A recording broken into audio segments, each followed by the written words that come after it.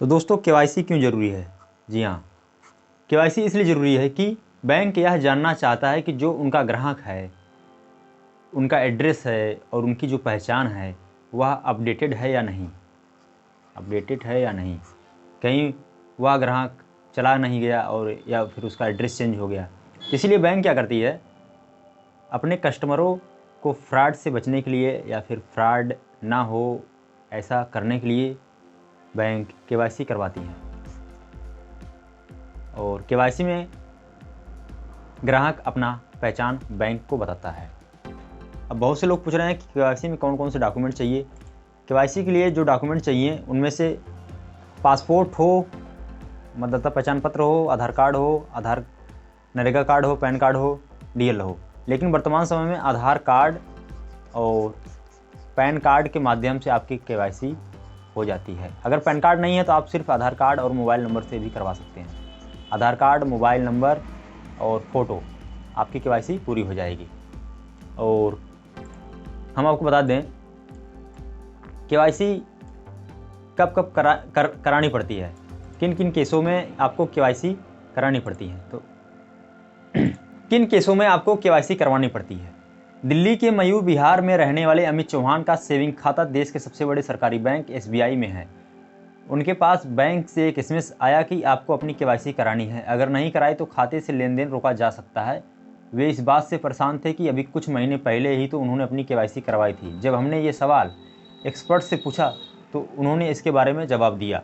Banking expert Ankur Tyagi ने बताया कि बैंक के ग्राहकों को अकाउंट में 3 कैटेगरी में बांटा जाता है: ज़्यादा रिस्क वाले अकाउंट, मीडियम रिस्क वाले अकाउंट और एकदम बिना जोखिम वाले अकाउंट। इन्हीं के आधार पर इनके खातों के केवाईसी की जाती है। आइए जानें किन किन खातों के केवाईसी कब अपडेट होती है। अंकुर बताते हैं कि बैंक अपने ग्राहकों की रेटिंग उनके रिस्क के आधार पर देते हैं। बैंक के उच्च जोखिम वाले ग्राहकों को हर 2 साल में कम से कम एक बार केवाईसी अपडेट करवानी होती है। उच्च जोखिम वाले लोगों को 2 साल में एक बार केवाईसी अपडेट करानी होती है। जिन ग्राहकों का जोखिम मध्यम होता है यानी कि मीडियम होता है, उन्हें हर 8 साल में एक बार केवाईसी अपडेट करानी होती है।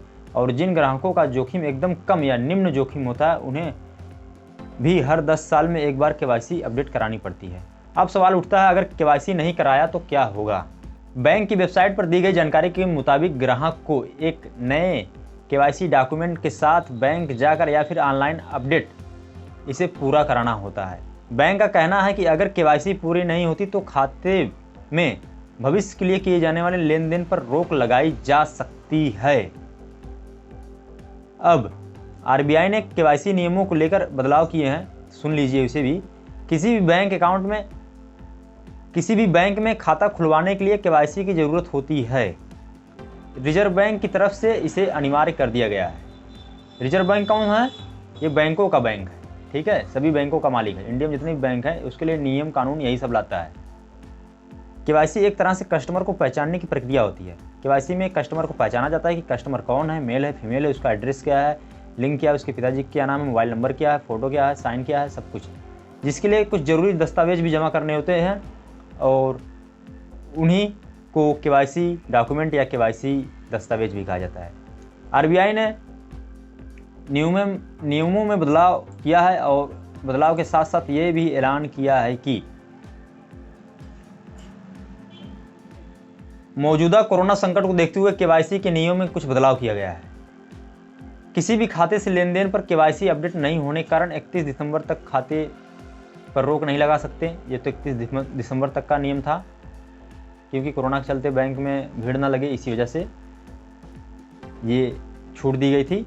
बैंक इस साल 31 दिसंबर तक केवाईसी अपडेट नहीं होने के कारण किसी भी खाते से लेन देन पर रोक नहीं लगा सकते। अगर आपका केवाईसी नहीं हुआ है तो 31 दिसंबर 2021 तक तो आपको कोई रोक टोक नहीं लगेगी, ठीक है। अगर उसके बाद समय बीत गया है तो आप केवाईसी बहुत दिन हो गया है, 6 महीने, 1 साल, 2 साल, 3 साल, 4 साल हो गया, तो केवाईसी करवा लीजिए अगर बैंक कहता है तो। एक होता है वीडियो केवाईसी। ये कौन सी बोला है भैया? वीडियो केवाईसी के जरिए भी ग्राहक अपने घर या ऑफिस में रहते हुए सेविंग अकाउंट खुलवा सकता है और केवाईसी के लिए बैंक नहीं जाना पड़ता है। वीडियो केवाईसी सेविंग अकाउंट खोलने के लिए तेज और आसान तरीका है। इसके जरिए ऑनलाइन ही केवाईसी हो जाने के कारण बैंक ब्रांच में जाने में लगने वाले समय और पैसे की बचत होती है। पैसे यानी कि पेट्रोल खर्च। और आरबीआई के गवर्नर ने कहा है कि अब प्रॉपर्टीशिप फॉर्म, अथराइज्ड सिग्नेटरी और वैधानिक इकाइयों से लाभार्थी मालिक भी वीडियो केवाईसी की सुविधा से ई-केवाईसी करवा सकते हैं। साथ ही केवाईसी की पीरियाडिक अपडेशन के लिए भी वीडियो केवाईसी सुविधा की अनुमति दी गई है। आरबीआई के नए नियम के बाद अब केवाईसी के लिए फेस टू फेस मोड की जरूरत नहीं पड़ेगी। आधार ई-केवाईसी के जरिए प्रमाणित हो जाएगा। अब आपको बता दें आधार ई-केवाईसी क्या होता है। जी हाँ, आधार ई-केवाईसी, ई मतलब होता है इलेक्ट्रॉनिक, ठीक है। केवाईसी मतलब होता है now your customer, now your customer. अब देखिए, जिन ग्राहक के आधार कार्ड में मोबाइल नंबर लिंक है उनकी केवाईसी हो जाएगी घर बैठे। क्यों? क्योंकि जब वो केवाईसी करेंगे आपके आधार नंबर से तो उस पर जाएगा OTP बताएंगे, OTP इंटर होगा। जो ही OTP सही होता है केवाईसी डन।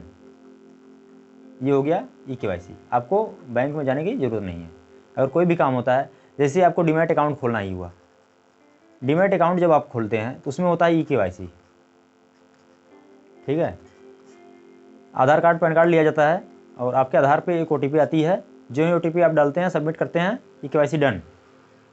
ई-केवाईसी डन के बाद क्या होता है, जो आधार में आपका जितना भी डाटाबेस है, नाम, फोटो, मोबाइल नंबर नहीं, सॉरी, आधार में जो भी डाटाबेस है, आपका name, date of birth, address, father's name, Aadhaar number, सब चीज़ें ऑटोमेटिक उस वेबसाइट पर चली जाती हैं।